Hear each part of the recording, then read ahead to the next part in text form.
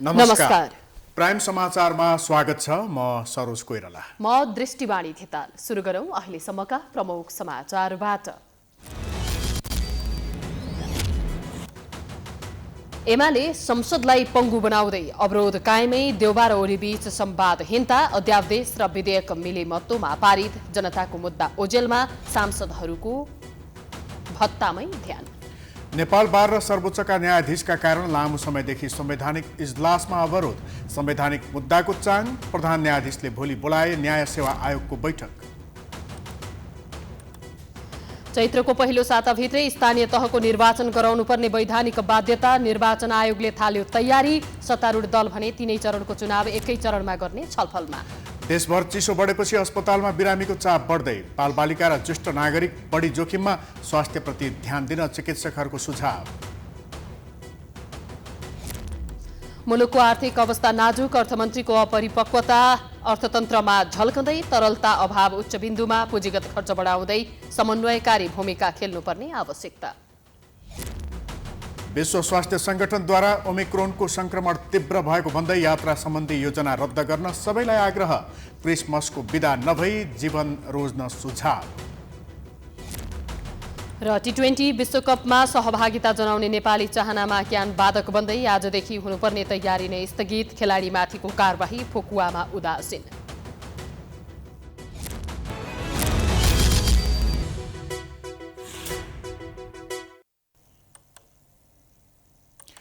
अब समाचार विस्तारमा।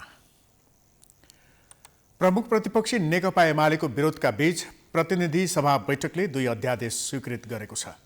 बैठकले यौनजन्य हिंसा विरुद्धको केही ऐनलाई संशोधन गर्ने अध्यादेश 2078 र फौजदारी कसुर तथा फौजदारी कार्यविधि सम्बन्धी केही ऐन संशोधन गर्ने अध्यादेश 2078 लाई बहुमतले स्वीकृत गरेको हो।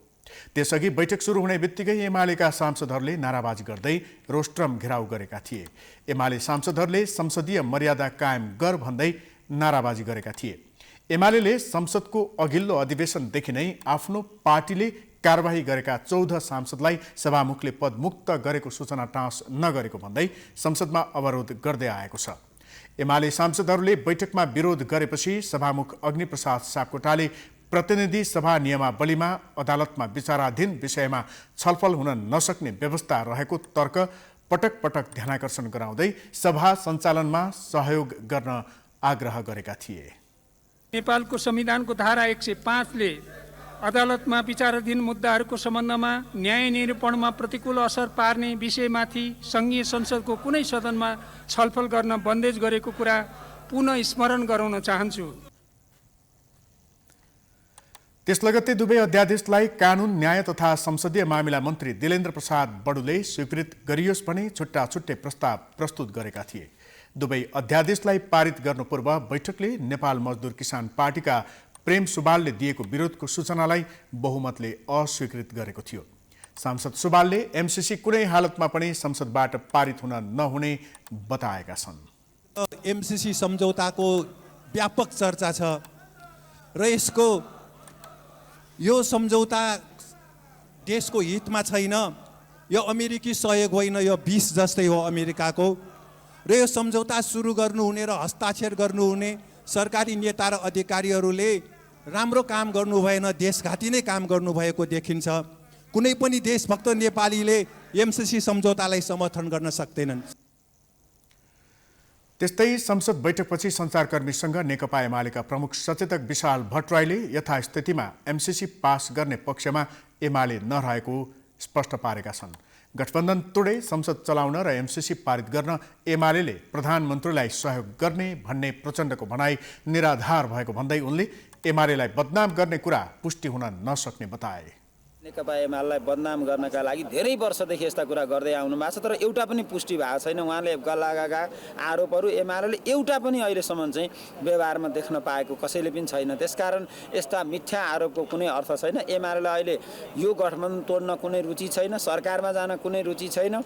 नेकपा एमालेलाई अहिले कुनै तपाईँको चाहिँ अर्को गठबन्धन बनाएर सरकारमा जाउँ भन्ने छैन। हामी बिल्कुल यो सरकार चाहिँ पूर्ण अवधि चलोस्, यो गठबन्धन जारी राखोस् भन्ने पक्षमा छौँ। नेकपा त्यस्तै भट्टराईले कार्यव्यवस्था परामर्श बैठकमा आफूले राखेका मुद्दाका बारेमा जानकारी गराएको र माग पूरा गर्न नसके मार्ग प्रशस्त गर्न सभामुखलाई सुझाव दिएको जिकिर गरेका छन्। एमाले आफ्नो पार्टीले कारबाही गरेका 14 सांसदलाई सभामुखले पदमुक्त गरेको सूचना टाँस नगरेको भन्दै संसदमा अवरोध गर्दै आएको छ।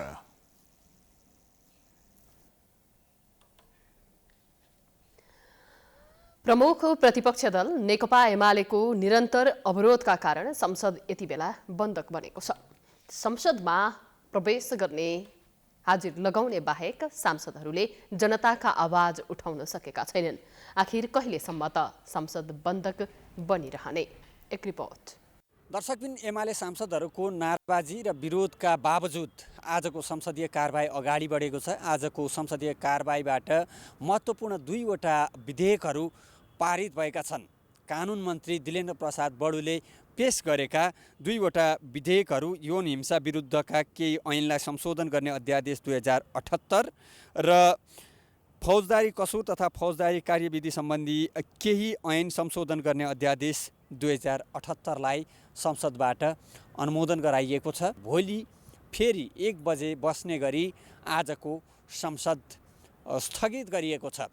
जसरी प्रमुख प्रतिपक्षी दल नेकपा एमाले संसद अवरुद्ध गरिरहेको छ, नाराबाजी गरिरहेको छ, अहिले संसद अवरुद्ध गर्नुपर्ने कुनै पनि कारण नरहेको सत्तापक्षका सांसदहरूको भनाइ छ। अब यो हामीले बुझ्न पनि सकिरहेका छैनौँ। अब इस्यु छैन, विषयवस्तु चाहिँ सदनमा त्यो खालले अवरोध गर्नुपर्ने कुनै एजेन्डाबाट चाहिँ भएको छैन। केवल अवरोधको निम्ति अवरोध भएको देखिन्छ। यो एउटा दुःखदायी कुरा पनि हो। तर प्रमुख प्रतिपक्षी दल नेकपा एमालेका सांसदहरू पनि यसलाई सत्ता पक्षले नै संसद अवरोध गरेको आरोप लगाइरहेका छन्। प्रमुख प्रतिपक्षले उठाएका मागहरू सम्बोधन नगरेर र छलफलको प्रयास समेत नगरेर संसदलाई अनिर्णयको बन्दी बनाएको उनीहरूको आरोप छ। हाम्रो कुरा के हो भने हामीले डे फर्स्टदेखि नै संसद चलाउने यदि हो भने यो चाहिँ सत्तापक्ष र प्रतिपक्ष बीचको वार्ता जरुरी छ। अब एजेन्डाहरू थुप्रै छन्, त्यो एजेन्डाहरूमा सहमति गरेर अगाडि जान सकिन्छ हामीले भनेकै छौँ। तर सत्तापक्ष चाहिँ प्रतिपक्षसँग वार्ता गर्ने मुडमा छँदैन, पेलेरै जाने खालको मुडमा देखिन्छ। त्यसो भने हामी पनि संसदको अवरोध कायमै रहन्छौँ र संसद चाहिँ हेर्दाखेरि सारमा तपाईँ रूपमा चाहिँ प्रतिपक्ष दलले अवरोध गरेको देखिन्छ, तर सारमा संसदको अवरोध सत्तापक्षले गरिरहेको छ। अझै यो संसदको अवरोध कहिलेसम्म रहन्छ, एमसीसीको भविष्य के हुन्छ, त्यो भने अझै हेर्न बाँकी नै छ। विगत 2 महिनादेखि जारी नेपाल बार एसोसिएसनको आन्दोलनका कारण सर्वोच्च अदालतको काम कारबाही प्रभावित बनेका छन्।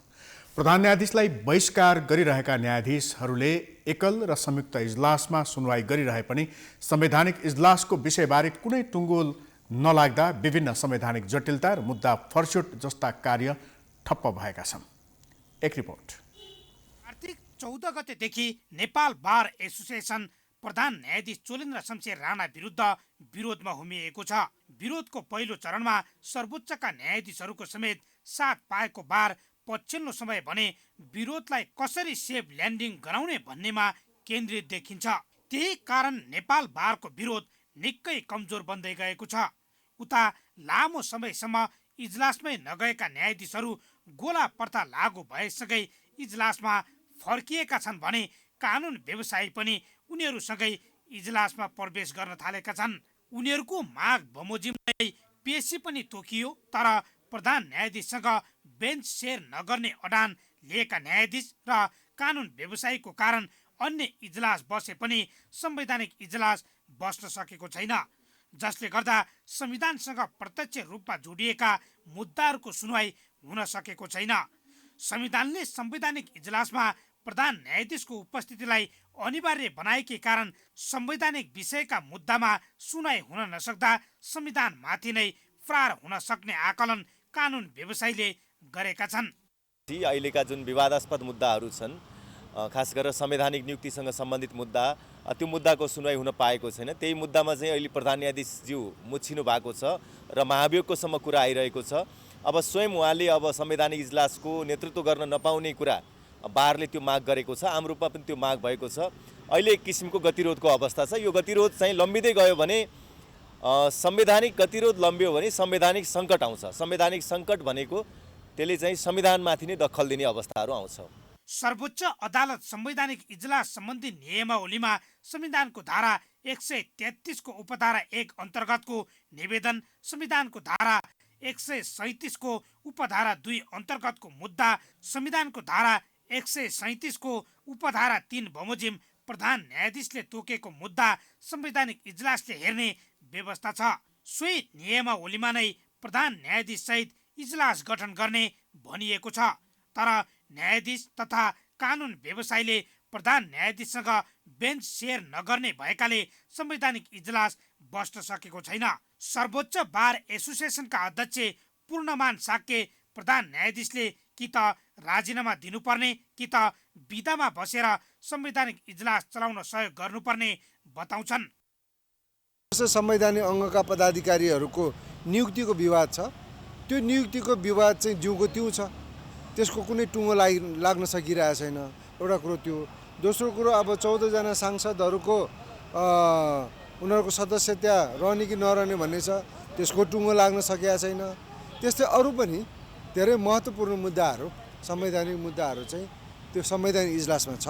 त्यो संवैधानिक इजलासमा प्रधान न्यायाधीश रहेसम्म त्यो सुचारू हुँदैन। यता संवैधानिक इजलासको विषय अलपत्र नै परिरहेको बेला प्रधान न्यायाधीश राणाले बुधबार न्याय सेवा आयोगको बैठक बोलाएका छन्।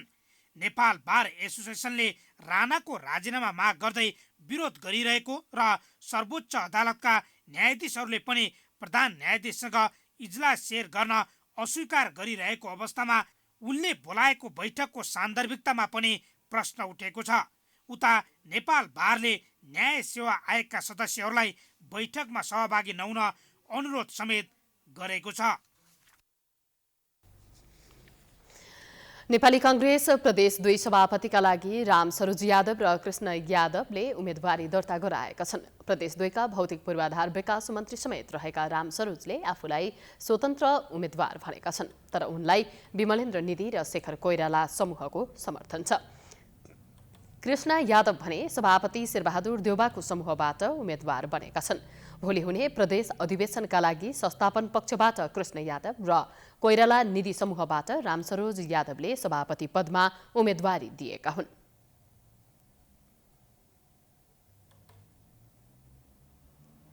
तपाईहरुलाई थाहै छ, यो प्रदेश नम्बर 2 को सभापतिमा उम्मेदवारी दिएको छु र खास गरी विगत इलेक्सनमा हामी धेरै कमजोर हाम्रो उपस्थिति भयो। अब म सभापति भएपछि संगठनलाई सुदृढ पार्छु, एकताबद्ध पार्छु, संगठनलाई जुझारु बनाउँछु र आउने इलेक्सनमा यो प्रदेश नम्बर 2 मा हाम्रो सरकार बन्छ, हामी बनाउँछौँ, संगठनलाई एकताबद्ध गर्छु। कुनै गुट रहँदैन, एकताबद्ध भएर अगाडि। कांग्रेसलाई नम्बर 1, 2 नम्बर प्रदेशमा बनाउँछौँ। नेपाली कांग्रेसलाई जुन पूर्व अवस्थामा थियो त्यो पूर्व अवस्थामा पनि हामीले पुर्याउँछौँ। नेपाली कांग्रेसलाई स्थानीय तहदेखि संघीयसम्म नेपाली कांग्रेसमै बनाउँछौँ। युवालाई हामी स्थान दिन्छौँ, युवालाई सम्मान गर्छौँ, बुजुर्गलाई सम्मान गर्छौँ र नेपाली कांग्रेसलाई एउटा एक ढिक्का बनाउने हाम्रो प्रयास हुन्छ। गुटु बुजुर्गलाई हामी निस्तेज गर्ने प्रयास गर्छौँ। केन्द्रीय महाधिवेशनमा सभापति देउवाको विरुद्ध उम्मेदवारी दिएका नेता विमलेन्द्र निधिले प्रदेश 2 अध्यक्षमा आफू निकट रामसरोज यादवलाई जिताउन साथ दिएका छन्। यद्यपि सभापतिको दोस्रो प्रक्रियामा भने निधिले देउवालाई नै साथ दिएका थिए। तर नेता निधिले प्रदेश अधिवेशनमा नवनिर्वाचित सभापति देउवाको साथ छाडेका छन्। प्रदेश अधिवेशनका लागि केन्द्रीय नेताहरू जनकपुर धाम पुगेका छन्। नेता विमलेन्द्र निधि, गृहमन्त्री बालकृष्ण खाँड, केन्द्रीय सदस्य उदय शमशेर राणा समेत जनकपुर पुगेका छन्। त्यस्तै कोइराला पक्षबाट गुरुराज घिमिरे, भूपेन्द्र जङशाही लगायतका नेताहरू पनि जनकपुर धाम पुगेका छन्। प्रदेश अधिवेशन सर्वसम्मतिमै सम्पन्न गराउने प्रयास भइरहेको केन्द्रीय नेताहरूले बताएका छन्। अधिवेशनबाट प्रदेश सभापति, 2 उपसभापति, 1 महामन्त्री, महिला सहित 3 सहमहामन्त्री र सदस्यहरू चयन हुनेछन्। सदस्यता विवादका कारण प्रदेश 2 को अधिवेशन हुन सकेको थिएन।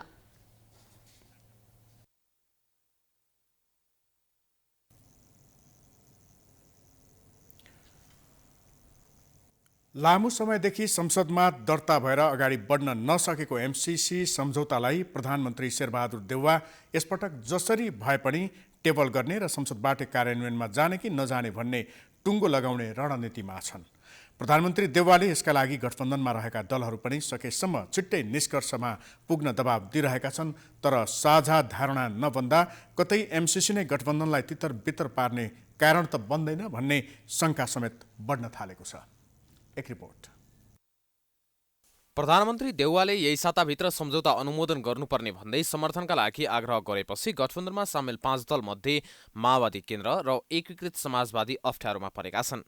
एमसीसी सम्झौताका कतिपय प्रावधान राष्ट्रहित विपरीत रहेको भन्दै माओवादी र एकीकृत समाजवादीले यथास्थितिमा पारित गर्न नहुने बताउँदै आएका छन्, जसका लागि अध्ययन गरेर साझा धारणा बनाउन गठबन्धनले झलनाथ खनाल संयोजक रहने गरी ज्ञानेन्द्र बहादुर कार्की र नारायण काजी श्रेष्ठ सम्मिलित कार्यदल पनि गठन गरेको छ। तर कार्यदल देखाउने दाँत मात्र भएको कतिपयको बुझाइ छ।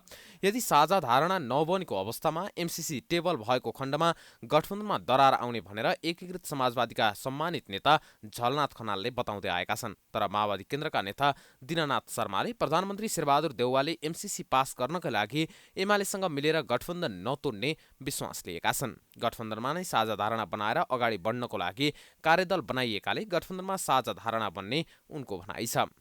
शेरबहादुर देउवा त्यसरी अगाडि जानुहुन्छ हामीलाई विश्वास छैन। एमसीसी पास गर्न गठबन्धन तोड्नुपर्छ भन्ने पनि छैन। कमसेकम एमसीसी तोडेर चाहिँ तोडे मात्रै हामीले समर्थन गर्छौँ भनेर चाहिँ ओलीजीले भन्ने त्यो कुरा पनि राजनीतिक चाहिँ त्यो चाहिँ भनाइ होइन। त्यो चाहिँ एउटा चाहिँ चरम अवसरवाद हो र चाहिँ त्यो राष्ट्रिय हितलाई मैले हेर्दिनँ। राष्ट्र जहाँसुकै जाओस्, अब मैले चाहिँ सत्ता र स्वार्थको लागि चाहिँ मात्रै काम गर्छु भन्ने चाहिँ त्यो प्रकारको चाहिँ सोचले त्यो कुरा भन्छ।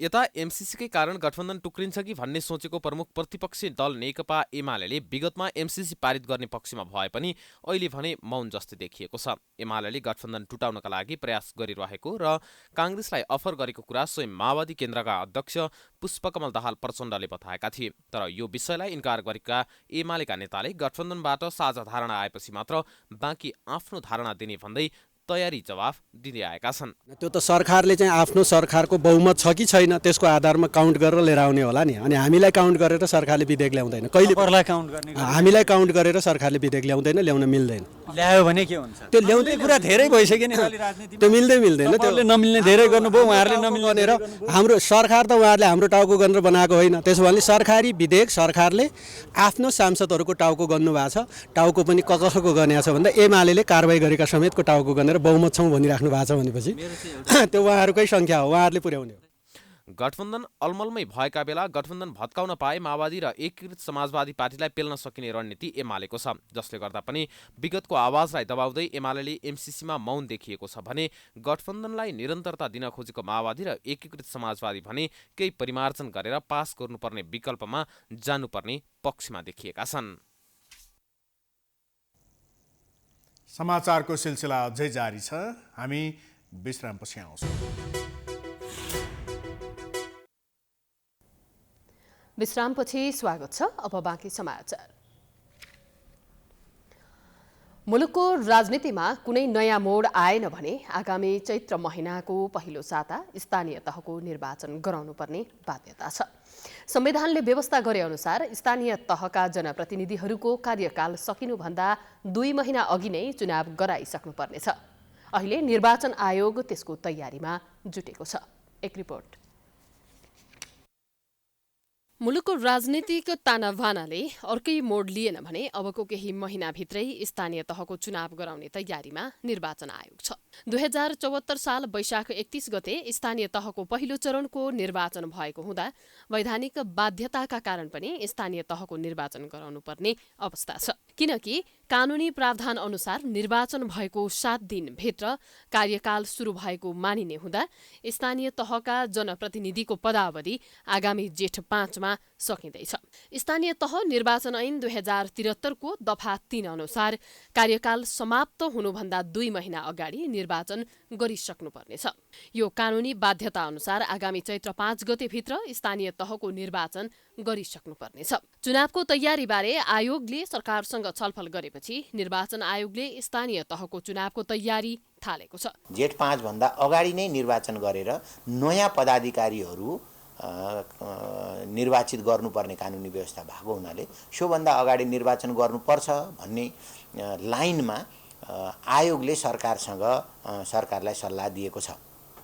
त्योभन्दा अगाडि निर्वाचन गरिसक्नुपर्छ भन्ने र सोही निर्वाचनलाई लक्षित गरेर अहिले मतदाता नामावली दर्ता कार्य जारी छ। निर्वाचन आयोगले मङ्सिर 17 गतेदेखि देशैभरि मतदाता नामावली सङ्कलनको अभियानलाई तीव्रता दिएको छ। त्यसका लागि आयोगले 7 जना प्रदेश संयोजक खटाएको छ भने पालिका स्तरमै कर्मचारी खटाएर नामावली सङ्कलन गरिरहेको छ। हालसम्म 4,55,000 नयाँ मतदाताको नामावली सङ्कलन भइसकेको छ।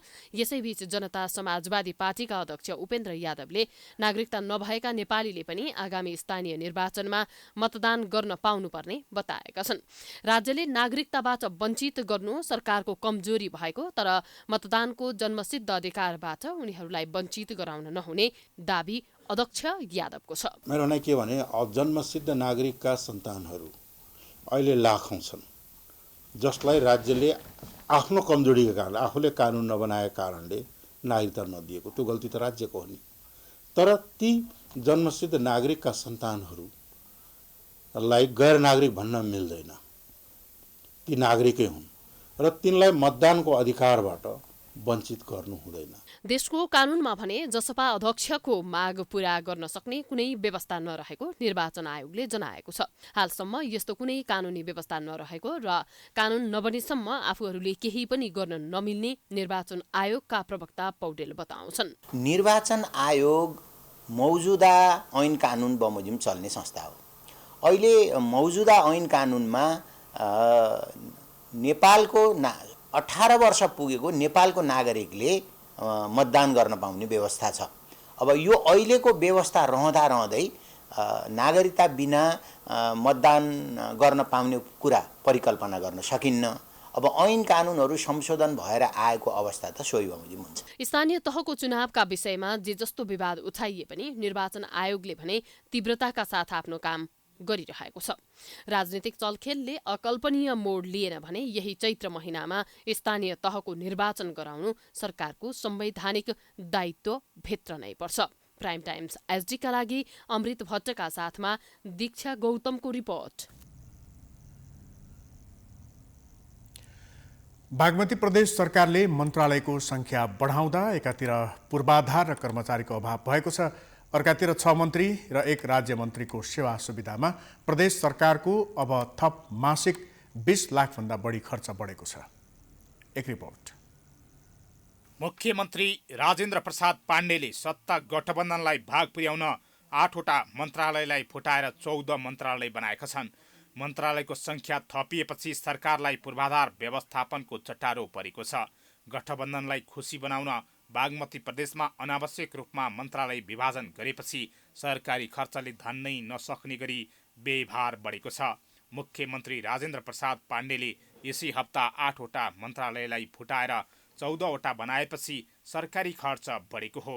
प्रदेश सरकारमा 3 पटक घेरेर 11 मन्त्री र 1 राज्य मन्त्री नियुक्ति भइसकेका छन् भने अझै 3 मन्त्री र 2 राज्य मन्त्री नियुक्त गर्ने तयारी छ। प्रदेश सरकारले 6वटा मन्त्रालय थपेपछि मन्त्रालयको सेवा सुविधा बाहेक प्रत्यक्ष रूपमा वार्षिक करिब 2 करोड रुपियाँ अनावश्यक खर्चको भार बढेको छ। नयाँ सरकार गठन भएपछि तत्काल 30वटा सवारीका साधन खरिद गर्ने तयारी छ। हालै थप गरिएका मन्त्रालयमा भत्ता बाहेक तलब, घर भाडा र इन्धनमा मासिक 10 लाख रुपियाँभन्दा बढी खर्च हुन्छ। 6 मन्त्री र 1 राज्य मन्त्रीको सेवा सुविधामा प्रदेश सरकारको अब थप मासिक 9,34,000 भन्दा बढी खर्च बढेको छ। मन्त्रालय जसरी भौतिक पूर्वाधार विकास मन्त्रालय भन्यो, त्यसले यातायात पनि आफै ओटिराखेको थियो, सिँचाइ पनि आफै गरिराखेको थियो र त्यसपछि गएर ऊर्जाहरू पनि आफै गरिराखेको थियो, श्रम पनि आफै गरिरहेको थियो। यो ती विघ्न कामहरू एउटै मन्त्रालयले गर्न सम्भव छ कि छैन? जस्तो यातायातमा भएको चाहिँ के त लथालिङ्गपना, व्यतिथिपना, एउटाले चाहिँ के तन्त्री लाइसेन्स चाहियो भनेर भन्दाखेरिको अवस्थामा तपाईँलाई मलाई जहाँसम्म लाग्छ 1.5 वर्ष 2 वर्षसम्म कुर्नुपर्ने बाध्यता, यी परिस्थितिलाई मनन गरेर यसलाई छुट्टै चाहिँ रूपमा त्यसले बनाउन सकियो भने अझ यो व्यक्तिलाई स्थितिमा राख्न सकिन्छ कि भन्ने हिसाब किताबले यी मन्त्रालयहरूलाई अहिलेको आवश्यकता पनि हो कि भन्ने हिसाबले गरिएको हुनुपर्छ भन्ने मलाई लाग्छ। सरकारले थपेका मध्ये श्रम, रोजगार तथा यातायात, भूमि व्यवस्था, सहकारी तथा गरिबी निवारण मन्त्रालय र भौतिक पूर्वाधार विकास मन्त्रालय तत्कालीन श्रम कार्यालयले हेटौँडा उपमहानगरपालिका 1 चौकी टोलमा निर्माण गरेको 4 तले भवनमा सारिएको छ। युवा तथा खेलकुद मन्त्रालय र संस्कृति तथा पर्यटन मन्त्रालय भने हेटौँडा उपमहानगरपालिका 4 स्थित भाडाको घरबाट सञ्चालन हुँदै आएको छ। थपिएका मन्त्रालयहरूमा कर्मचारीको पनि अभाव छ। मन्त्रीका लागि मासिक 27,000, राज्य मन्त्रीका लागि मासिक 25,000 रुपियाँ घर भाडामा खर्च हुनेछ। वन तथा वातावरण मन्त्री र खानेपानी तथा सिँचाइ मन्त्रीका लागि पनि बस्ने सरकारी क्वार्टर नहुँदा घर भाडा समेत खर्च बढ्ने भएको छ। अब यस्तो सब व्यवहार बढ्नु स्वाभाविक हो, तर स्वाभाविकैले हामीसँग मन्त्रालय फुट्दाखेरि स्पेसिफिक काम गरेर काम गर्न सक्ने अवसर पनि सिर्जना भएको अवस्था छ। व्यवहार बढ्नु त स्वाभाविक नै भयो। सङ्घीय सरकारले कर्मचारी प्रदेशमा पठाउन समय लाग्ने भएकाले एउटा कर्मचारीले 2वटा मन्त्रालय हेर्नुपर्ने अवस्था समेत आएको छ। कर्मचारी अभाव भएकाले एकजना कर्मचारीले 2वटा मन्त्रालय हेर्नुपर्छ। सङ्घीय सरकारले कर्मचारी नपठाउने हो भने नयाँ कर्मचारी समेत नियुक्ति गर्नुपर्ने हुन्छ। त्यसले पनि बागमती प्रदेश सरकारको खर्च बढ्छ। यसरी सत्ता साझेदार राजनीतिक दललाई भागभण्डा पुर्याउन मन्त्रालय फुटाउँदै मन्त्री थप्दै जाँदा त्यसको व्यवहार बढेर प्रदेश सरकारले काम गर्नै नसक्ने अवस्था सिर्जना भई सङ्घीयता नै धरापमा पर्न सक्नेतर्फ बेलैमा सोच्ने कि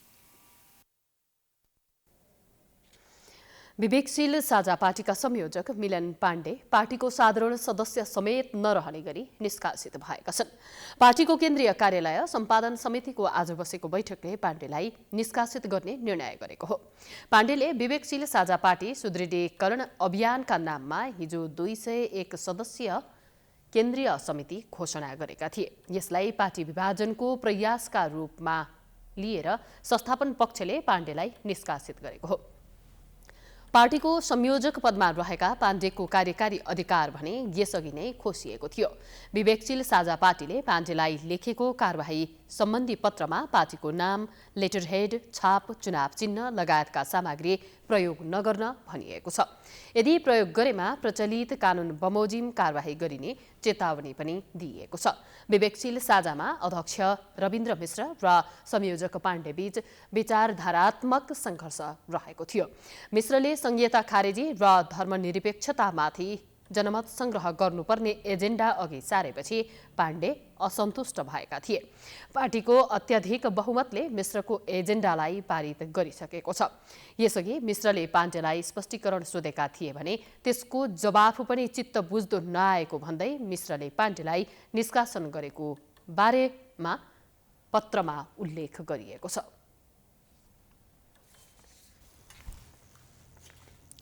नेपाली कांग्रेसको मधेसी खुल्लातर्फको केन्द्रीय सदस्यमा सभापति शेरबहादुर देउवा पक्षको वर्चस्व देखिएको छ। मंगलबार कांग्रेस केन्द्रीय कार्यालय सानेपामा मधेसीतर्फको केन्द्रीय सदस्यको सम्पन्न मतगणनामा संस्थापन पक्षको वर्चस्व देखिएको हो। 4 महिला सहित 9 जना केन्द्रीय सदस्यमा 8 जना सभापति शेरबहादुर देउवा प्यानलबाट विजयी भएका छन्। 4,667 मत खसेकोमा अजय चौरसियाले 2,522 मत ल्याएर पहिलो नम्बरमा विजयी भएका छन्। त्यस्तै दोस्रो नम्बरमा 2,206 मत सहित विनोद चौधरी विजयी भएका छन्। तेस्रो नम्बरमा चन्द्रमोहन यादव 2,138 मत सहित निर्वाचित भएका छन्। चौथोमा महेन्द्र कुमार रायले 1,984 र 5औं नम्बरमा दिनेश कुमार यादवले 1,959 मत सहित निर्वाचित भएका छन्, जसमा चन्द्रमोहन शेखर कोइरालाको समूहबाट निर्वाचित भएका छन्। यस्तै 4 जना महिलातर्फ भने देउवा पक्षले क्लिन स्वीप गरेको छ। देउवा समूहकी मुक्ता कुमारी यादव पहिलो स्थानमा निर्वाचित भएकी छिन्। यस्तै मीनाक्षी झा 3,012, मञ्जु कुमारी यादव 2,883 र नागिना यादव 2,846 मत ल्याएर विजयी भएकी छन्।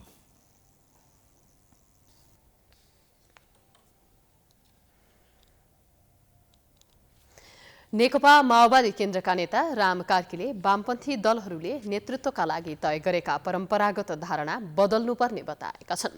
माओवादी केन्द्रको राष्ट्रिय सम्मेलन नजिकै गर्दा पार्टीमा प्रचण्डको विकल्प नदेखिएको विषयप्रति लक्षित गर्दै कार्कीले आफूलाई प्रगतिशील दावी गर्ने र लोकतान्त्रिक अभ्यास गरेका छौं पनि भन्ने वामपन्थी दलहरूले नेतृत्वलाई दोहोर्याइरहने प्रवृत्ति सही नरहेको बताएका छन्। साथै उनले यस्तो सोचमा परिवर्तन नआएसम्म कम्युनिस्ट आन्दोलन सही निष्कर्षमा पुग्न नसक्ने समेत धारणा राखे। यो उत्तराधिकार सम्बन्धी जुन छ त त्यो चाहिँ कमजोर छ, यसलाई रिभ्यू गर्नैपर्छ, रिथिङ्क गर्नैपर्छ। यो केवल नेपालको कुरा मात्रै होइन, संसारभरिको कुरा के हो भने त्यहाँ लर्खराएको छ। यो मतलब क्रान्तिलाई निरन्तरता दिने भन्छ, तर नेतृत्वको सवालमा कसरी नेतृत्व चाहिँ हस्तान्तरण हुन्छ हैन, कसरी उत्तराधिकारीहरू आउँछ भन्ने कुरामा चाहिँ काफी चाहिँ कन्फ्युजन चाहिँ कम्युनिस्ट आन्दोलनमा छ।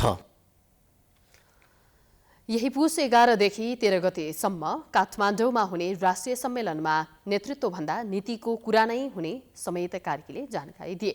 माओवादी केन्द्रको महासचिव बन्न देखिएको प्रतिस्पर्धालाई उनले 5 दिनको रमाइलोको संज्ञा दिएका छन्।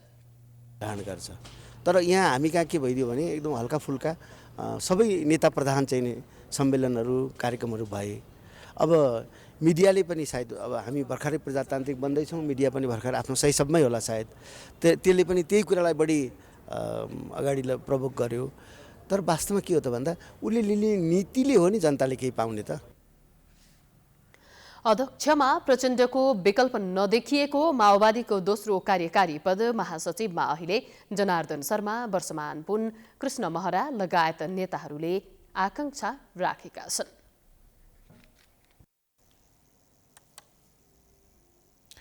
चिसो बढेको बढै छ, यसै कारण यो मौसममा देखिने जटिल रोगको समस्या लिएर अस्पताल धाउने ज्येष्ठ नागरिकको संख्या पनि दिनदिनै बढ्दैछ। यो मौसममा विशेष गरी बालबालिका तथा ज्येष्ठ नागरिकलाई विभिन्न रोगले सहजै आक्रमण गर्न सक्ने हुँदा उनीहरूको स्वास्थ्यप्रति ध्यान दिन चिकित्सकले सुझाव दिएका छन्। अत्याधिक चिसोले ज्येष्ठ नागरिक र बालबालिकामा निमोनिया, दम, श्वास प्रश्वास लगायत रोग लाग्ने भएकाले उनीहरूलाई चिसो मौसममा सावधानी अपनाउन पनि चिकित्सकको सुझाव छ। एक रिपोर्ट। ज्येष्ठ नागरिक तथा बालबालिकाहरू जाडो मौसममा बढी प्रभावित हुने भएकोले उनीहरूलाई जाडोबाट बचाउन चिकित्सकले सुझाव दिएका छन्। अत्याधिक चिसोले ज्येष्ठ नागरिक र बालबालिकामा निमोनिया, दम, श्वास प्रश्वास, हृदयघात, ब्रोन्काइटिस, उच्च रक्तचाप लगायतका समस्या देखिने हुँदा जाडो मौसममा उनीहरूको विशेष ध्यान दिनुपर्ने सुझाव चिकित्सकको छ।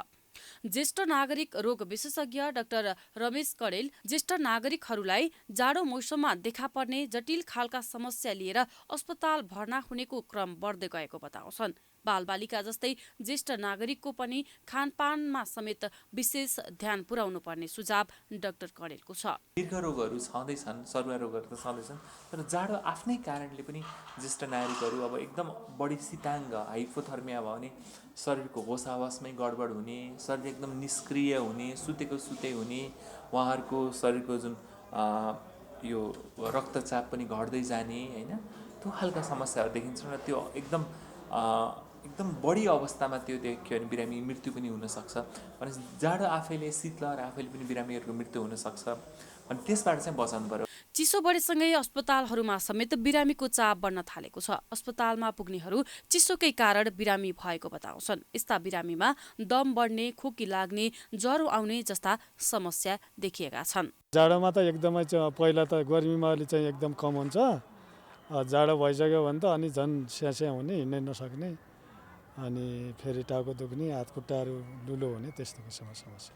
त्रिवी शिक्षण अस्पतालका छातीरोग विशेषज्ञ डाक्टर निरज बमका अनुसार जाडोको बेलामा फोक्सोमा संक्रमणको जोखिम बढ्ने गर्छ। श्वास प्रश्वासमा बाधा पुग्ने हुँदा निमोनियाका समस्या निकै बढ्ने गरेका छन्। चिसोको समयमा भाइरस सक्रिय भएर बालबालिका, वृद्धलाई असर पर्ने भएकोले चिसोबाट बच्न न्यानो लुगा लगाउने, तातो झोलिलो खानेकुराहरू खानुपर्ने डाक्टर बम बताउँछन्।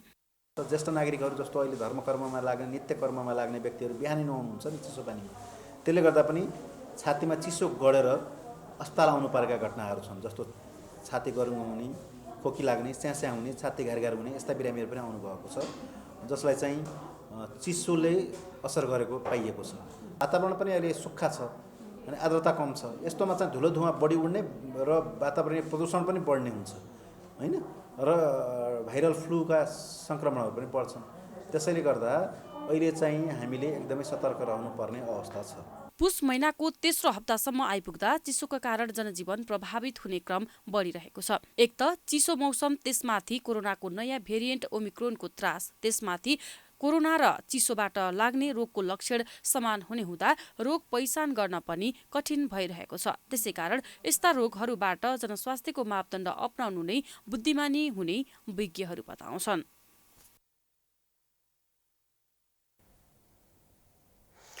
बागबजार स्थित काठमाडौँ मोडेल कलेज केएमसी को छात्रावासमा सोमबार दिउँसो सुशील सहनीको शङ्कास्पद मृत्यु भयो। नुहाउन बाथरुम छिरेका सहनीको मृत्युलाई उनका साथीहरू कलेज प्रशासनको लापरवाही भएको दावी गरिरहेका छन्। यही कारण मित्रको वियोगमा आँखाबाट झरिरहेका आँसुसहित उनीहरू आन्दोलनमा उत्रिए। तर त्यो पीडाको बदला उनीहरूले प्रहरीको लात्ती र मुड्की पाए। एक रिपोर्ट। सोमबार दिउँसो नुहाउन गएका रौतहटका 18 वर्षीय सुशील सहनी बाथरुममै बेहोस भेटिएका थिए। बेहोस अवस्थामा भेटिएका उनलाई साथीहरूले अस्पताल पुर्याए लगत्तै उनलाई मृत घोषणा गरिएको थियो। पुलिसले आएर कुटपिट गर्नुभएको छ हाम्रो माथि। लाठीले केटी साथीहरूलाई जति पनि थियो हामी भागेर सब एउटा अगाडिको बिल्डिङमा सब छिरेछौँ। सब हातसात घडीसडी सब भाँचेर त्यही झुन्डेको छ। लाठीले लात्तले पुलिसले कुटेर यो सब लात खुट्टाको त्यहाँ पुलिसले त्यस्तो कुटपिट गरेको थियो। हामी त्यो इल्जाम छ। इफ त्यसलाई 5 मिनट अगाडि लगेको भए त्यो बाँच्थ्यो। प्रिन्सिपललाई हामीले कति भने सर इमर्जेन्सी छ गाडी ल्याइदिनु प्लिज सर प्लिज। प्रिन्सिपलले पनि केही सुन्नु भएन। त्यो टिपी छ पुलिसले पनि पैसा खाएको त्यो रत्न पार्क हामीलाई घेरेर राखेको थियो। अहिले पनि साथीहरूलाई क्लासमा उनी कलेजको होस्टेलमा बस्थे। विज्ञान संकायमा कक्षा 11मा पढ्ने सहनीको मृत्यु कलेजको लापरवाहीका कारण भएको भन्दै मंगलबार त्यहाँका विद्यार्थीहरू शान्तिपूर्ण आन्दोलनमै उत्रिए।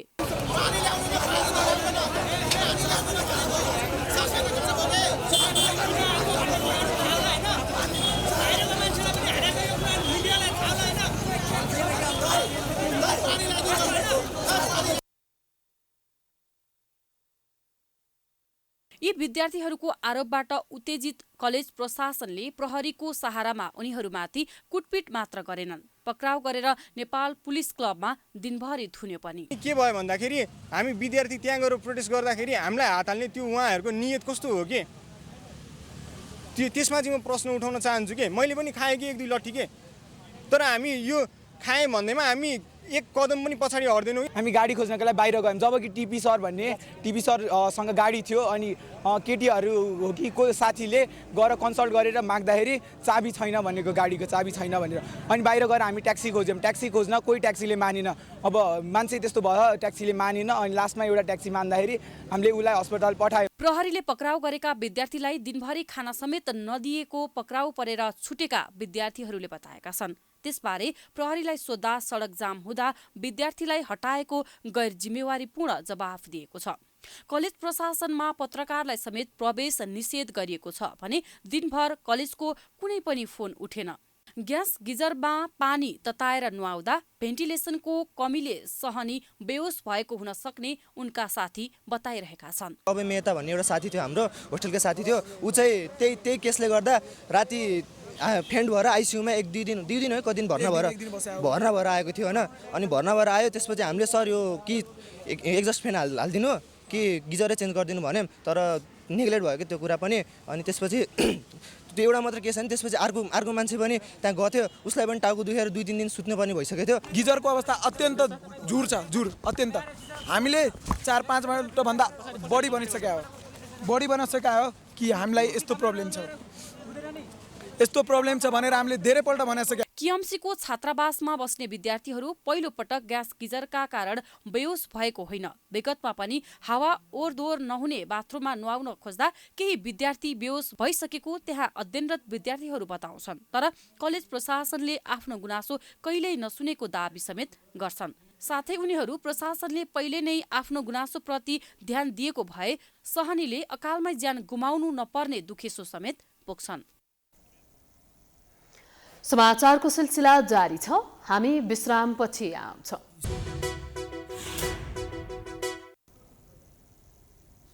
विश्रामपछि स्वागत छ। अब आर्थिक समाचार।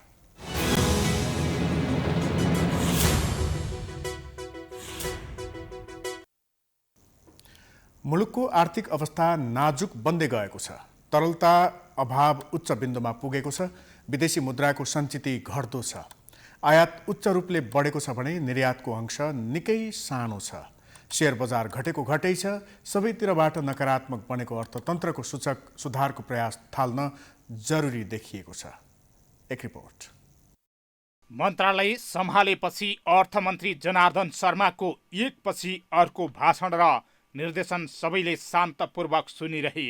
अर्थतन्त्रमा ज्ञान नभएको बताउने अपरिपक्व मन्त्रीको निर्देशन कसले कति पालना गरे होला, यो एक प्रश्न हो। म अर्थशास्त्र जानेको मान्छे होइन। अर्थशास्त्र नजानेको मान्छेले अर्थमन्त्री कसरी चलाउँछ भन्ने प्रश्न पनि यदाकदा हुने गरेको छ। अर्थशास्त्र भनेको के होला मलाई थाहा छैन। उहाँसँग आफू व्यक्तिगत एउटा त त्यो विषय पढेको ज्ञाता पनि होइन, दोस्रो चाहिँ उहाँसँग त्यो अनुभव पनि थिएन। जुन हिसाबले काम गर्नु पर्ने हो त्यो अनुसार काम गर्न सक्नु भएन भन्ने लाग्छ मलाई। अर्थमन्त्रीले नै सक्नु भएन। त्यो अर्को अर्थतन्त्रका जे जति सूचकहरू सार्वजनिक भए ती सबै सूचकले सुखद संकेत देखाएनन्। मूल्य वृद्धि बढेको छ, रेमिट्यान्स घटेको छ, आयात बढेसँगै व्यापार घाटा उच्च अङ्कले बढेको छ, विदेशी मुद्रा सञ्चिति घटेको छ, पुँजीगत खर्च हुन सकेको छैन, शेयर बजार घटेको घटै छ, तरलता अभाव र बढ्दो ब्याजदरले लगानीको क्षेत्र उकुस मुकुस बनेको छ। नेपाली काङ्ग्रेसको नेतृत्वमा सरकार छ, तर अर्थतन्त्रबारे यो सरकार मौन बस्दा निजी क्षेत्र पनि अचम्मित बनेको छ। यो खर्चको मेकानिजमलाई पनि नेपाल सरकारले अलिकति टाइमली चाहिँ एउटा चाहिँ खर्च जाने र अलिकति लिक्विडिटी फ्लस हुने हिसाबको चाहिँ वास्तवमा चाहिँ डिसिजनहरू पनि टाइमली चाहिँ भन्नाले कार्यान्वयन चाहिँ यदि चाहिँ हुन सक्यो भने तब मात्र यो इकोनोमिक एक्टिभिटीहरू चाहिँ अगाडि बढ्न चाहिँ सक्छ। नेपाली काङ्ग्रेसको सरकार नेतृत्व लिएर पनि अर्थतन्त्रलाई एकदम लगानी मैत्री वातावरणमा परिणत गर्न अर्थतन्त्रमा देखिएका विकृतिहरू र जुन एउटा चिन्तामूलक अवस्था जुन सृजना भयो त्यसको लागि किन मौन बसिरहेको छ। मुलुकको अर्थतन्त्र एकपछि अर्को नकारात्मक बन्दै गएर चुनौतीपूर्ण अवस्थातिर अगाडि बढेको भन्दै अर्थशास्त्रीहरू चिन्तित देखिएका छन्। अर्थमन्त्री शर्मा भने आफूले गर्न नसकेको कामको आफ्नो गल्ती स्वीकार नगरी अझ पुँजीगत खर्च गर्न नसक्नेहरूको रकमान्तर गरिदिने ध्वास देखाइरहेका छन्। खाँचो भने समन्वयकारी भूमिकाको थियो। चालु खर्चमा नियमन गर्दै पुँजीगत खर्च बढाउन सबै विकासे मन्त्रालयका सचिवहरूलाई उत्प्रेरणा जगाउनु अहिलेको आवश्यकता हो। अर्थ मन्त्रालय सम्मिलित विकासे मन्त्रालयका सचिवहरूको कार्ययोजना एवं योजना आयोग, अर्थ मन्त्रालय, नेपाल राष्ट्र ब्याङ्क र प्रधानमन्त्री तथा मन्त्री परिषद कार्यालय बीचको समन्वय नै यति बेला पुँजीगत खर्चसँगै अर्थतन्त्र सुधार्ने उपाय हुन सक्छ। यी क्षेत्रको बेमेल पनि अर्थतन्त्रमा चुनौती थपिनुको अर्को कारण हो। अर्थमन्त्रीको चाहिँ त्यो निर्देशन दिने मात्रै होइन, अर्थमन्त्री भनेर त त्यो मूल मियो नै त्यही हो कि सबै सचिवहरू चाहिँ आधा सम्बन्धित मन्त्रीले चलाउँछ, आधा अर्थमन्त्री चलाउँछ। सचिवहरू प्रेरित नभइकन सचिवलाई नलागिकन खर्च बढ्दै बढ्दैन। प्रदेश लगायत स्थानीय तहमा हुन नसकेको विकास कार्यमा पनि उत्तिकै ध्यान जानु आवश्यक छ। बजेट सरकारी ढुकुटीमा जम्मा हुने, वैदेशिक ऋण एवं अनुदान प्राप्त नहुने, राजस्व सङ्कलन हुने तर खर्च नहुने, यी सबै कारण बजारमा तरलता अभाव भइरहेको छ। अर्थतन्त्रका सबै क्षेत्र तहस नहस हुँदा पनि अर्थमन्त्री शर्मा भने हचुवाकै भरमा 7% आर्थिक वृद्धिको हुङ्कार पिट्न छाड्दैनन्। मेरो अहिले पनि कुरा के छ भने हाम्रो 7% ग्रोथ छ, त्यो ग्रोथलाई हामी पुर्याउन सक्छौँ भन्ने लागिरहेको छ। जो जसले जे भने पनि तत्कालीन समस्या समाधानको लागि पुँजीगत खर्च बढाउनै पर्छ। निकासीमा प्रोत्साहन, अनौपचारिक क्षेत्रबाट आइरहेको रेमिट्यान्सलाई औपचारिक क्षेत्रबाट ल्याउने प्रयास, नचाहिँदा वस्तुहरूको आयातमा रोक लगायतका विषयमा ध्यान दिनैपर्छ। नीति बनाउने अर्थमन्त्री जिम्मेवार बन्नैपर्छ। सबैले बेलैमा विचार पुर्याएर अर्थतन्त्रलाई लयमा हिँडाउनु अहिलेको आवश्यकता हो। प्राइम टाइम्स एचडीका लागि हरिशरण नेउपाने, काठमाडौँ। अब अन्तर्राष्ट्रिय समाचार।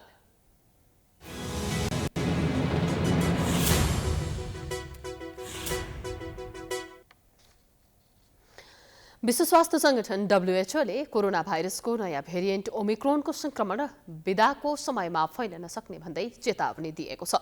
क्रिसमस तथा नयाँ वर्षको बिदा पारेर हुने यात्राका क्रममा ओमिक्रोन संक्रमण फैलन सक्ने भन्दै यात्राका केही योजनाहरू रद्द गर्न समेत WHO आग्रह गरेको छ।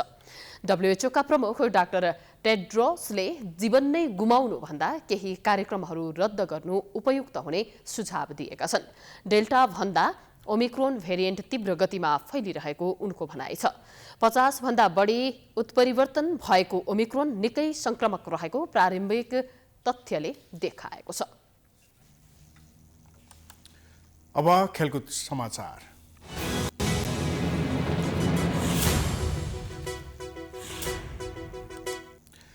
नेपाल क्रिकेट संघ क्यानको लापरवाहीका कारण दोस्रो पटक T20 विश्वकप क्रिकेट खेल्ने नेपालको चाहना कमजोर बन्दैछ। राष्ट्रिय टोलीका कप्तान ज्ञानेन्द्र मल्लसहित 4 खेलाडीलाई कारबाही गरेको विषयमा अहिले प्रायजसो सबै खेलाडी क्यानको विरोधमा उत्रिएका छन्। राष्ट्रको गौरव भन्दा पनि व्यक्तिगत दम्भ हावी हुँदा क्यानका केही पदाधिकारी खेलाडीमाथि गरिएको कारबाही फिर्ता नलिने अडानमा छन्। त्यही कारण आजदेखि पोखरामा सुरु हुनुपर्ने राष्ट्रिय टोलीको बन्द प्रशिक्षण समेत स्थगित भएको छ। एक रिपोर्ट। गत बुधबार बसेको नेपाल क्रिकेट संघ क्यानको जुन बोर्ड बैठकले कप्तान ज्ञानेन्द्र मल्लसहित 4 खेलाडीमाथि कारबाही गरेको थियो, त्यही बैठकले आइसिसी T20 विश्वकप छनौटको तयारीका लागि मंगलबारदेखि पोखरामा बन्द प्रशिक्षण सञ्चालन गर्ने निर्णय समेत गरेको थियो। मल्ललाई र दिपेन्द्र सिंह एरीलाई उपकप्तानबाट हटाएको क्यानले ती दुईसहित सोमपाल कामी र कमल सिंह एरीलाई खेलमा सहभागी गराए पनि सन् 2022 को सेन्ट्रल कन्ट्याक्टबाट प्राप्त हुने 6 महिनाको तलब नदिने निर्णय गरेको थियो। त्यही बैठकले सन्दीप लामिछानेलाई कप्तानीको जिम्मेवारी समेत दिएको थियो।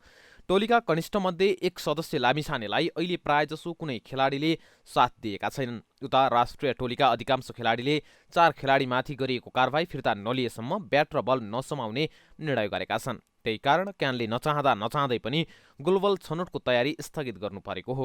उता क्यानका पदाधिकारी भने खेलाडीहरूसँग वार्ताको पहल भइरहेको तथा सकारात्मक निर्णयमा पुग्ने बताउँछन्। साथै नवनियुक्त प्रशिक्षक पुबुदु दासा नायके नेपाल आइ नसकेको कारण तयारी स्थगित गर्नु परेको क्यानका सचिव प्रशान्त विक्रम मल्ल बताउँछन्। हाम्रो हेड कोच क्यानाडाबाट आइसक्नु पर्ने हो, तर यहाँ श्रमको र लिगल प्रोसेस राष्ट्रिय खेलकुद परिषदबाट पनि त्यो कामहरू चाहिँ अलिकति 1-2 दिन ढिला हुन गएको छ। सायद सम्भवतः आज त्यो सम्पन्न हुन्छ सम्पूर्ण काम र उहाँको टिकट बुकिङ पनि भइसकेको छ। 2-3 दिनभित्रमा उहाँ नेपाल आउनुहुन्छ। त्यसपछि यही 3-4 दिनभित्र यही हप्ताभित्र नै हामी प्रशिक्षणलाई चाहिँ सुरु गर्न गइरहेका छौँ। हुन त प्रशिक्षक दासनायके मंगलबार नै क्यानाडाबाट नेपालका लागि प्रस्थान गर्दैछन्, तर खेलाडी प्रशिक्षण दिने प्रशिक्षकको अभाव नेपालमा छैन। तयारी स्थगित हुनुमा दासनायके अहिले बहाना मात्र बनेका हुन्। अब खेलाडी र क्यान बीचको विवादले सकारात्मक स्वरूप नलिएसम्म दासनायके आए पनि तयारी सुरु हुने सम्भावना छैन, जसले गर्दा नेपालले T20 विश्वकप खेलेको हेर्ने प्रशंसकको चाहनामाथि तुसरापात हुने सम्भावना समेत प्रबल छ। खेलाडीमाथि गरिएको कारबाहीले राष्ट्रिय तथा अन्तर्राष्ट्रिय क्षेत्रमा गलत सन्देश गएको क्यानका पूर्व अध्यक्ष विनयराज पाण्डे बताउँछन्। त्यसमाथि ठूलो प्रतियोगिताको तयारीको मुखमा खेलाडीमाथि कारबाहीको लौरो चलाउनु कदापि सही नरहेको विचार पनि उनको छ। मेरो एज अ एक्सपिरियन्सले के भन्छ भने कुनै पनि खेल खेल्नु अगाडि खेलाडीहरू हाई मोरल लिएर खेल्न जानुपर्छ। किन खेल्न जानुपर्छ भने त्यो भइसकेपछि उसको पर्फर्मेन्स बेटर हुन्छ र उसले सम्भावना धेरै हुन्छ जित्ने। लो मोरलबाट खेल्न गयो भने उसले खेल्न सक्ने, आफ्नो प्रतिभा देखाउन सक्ने, त्यति भनौँ न। एउटा फेरि यो क्रिकेट भनेर टिम इभेन्ट हो, त्यो एकजनाले मात्र खेल्ने गेम होइन। खेलाडीलाई कारबाही गर्ने भनेको खेलाडीलाई खेल्न नदिने हो। यदि खेलाडीले इन्डिसिप्लिन गर्छ भने उसलाई खेल्नलाई रोकिन्छ। द्याट संसारभरिको प्रथा यही हो।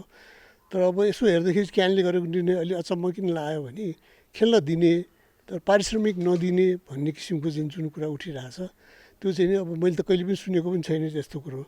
T20 विश्वकपको ग्लोबल छनौटको समूह एमा नेपालसहित आयरल्यान्ड, ओमन, बहराइन, क्यानाडा, जर्मनी, फिलिपिन्स र UAE छन्। यो समूहको खेल आगामी 15 देखि 25 फेब्रुअरीमा ओमनमा हुनेछ। ग्लोबल छनौटको शीर्ष 2 स्थानमा रहने देशले आगामी T20 विश्वकप खेल्नेछ। यो सँगै हामी समाचारको अन्त्यमा आइपुगेका छौं। जाँदै प्रमुख समाचार पुनः एकपटक। एमाले संसदलाई पंगु बनाउँदै अवरोध कायमै, देउबा र ओलीबीच संवादहीनता, अध्यादेश र विधेयक मिले मतोमा पारित, जनताको मुद्दा ओझेलमा, सांसदहरूको भत्तामै ध्यान। नेपाल बार र सर्वोच्चका न्यायाधीशका कारण लामो समयदेखि संवैधानिक इजलासमा अवरोध। संवैधानिक मुद्दाको चाङ, प्रधान न्यायाधीशले भोलि बोलाए न्याय सेवा आयोगको बैठक। चैतको पहिलो साताभित्रै स्थानीय तहको निर्वाचन गराउनुपर्ने वैधानिक बाध्यता, निर्वाचन आयोगले थाल्यो तयारी। सत्तारूढ दल भने तीनै चरणको चुनाव एकै चरणमा गर्ने छलफलमा। देशभर चिसो बढेपछि अस्पतालमा बिरामीको चाप बढ्दै, बालबालिका र ज्येष्ठ नागरिक बढी जोखिममा, स्वास्थ्यप्रति ध्यान दिन चिकित्सकहरूको सुझाव। मुलुकको आर्थिक अवस्था नाजुक, अर्थमन्त्रीको अपरिपक्वता अर्थतन्त्रमा झल्कँदै, तरलता अभाव उच्च बिन्दुमा, पुँजीगत खर्च बढाउँदै समन्वयकारी भूमिका खेल्नुपर्ने आवश्यकता। विश्व स्वास्थ्य सङ्गठनद्वारा ओमिक्रोनको संक्रमण तीव्र भएको भन्दै यात्रा सम्बन्धी योजना रद्द गर्न सबैलाई आग्रह। क्रिसमसको बिदा नभई जीवन रोज्न सुझाव। र टी20 विश्वकपमा सहभागिता जनाउने नेपाली चाहनामा क्यान बाधक बन्दै, आजदेखि हुनुपर्ने तयारी नै स्थगित। खेलाडीमाथिको कारबाही फुकुवामा उदासीन। समाचार अहिलेलाई सकियो। यसपछिको प्रस्तुति जनता जान्न चाहन्छ निषेध मलाको साथमा हेर्न सक्नुहुनेछ। हेर्दै गर्नुहोला प्राइम टाइम्स HD। नमस्कार।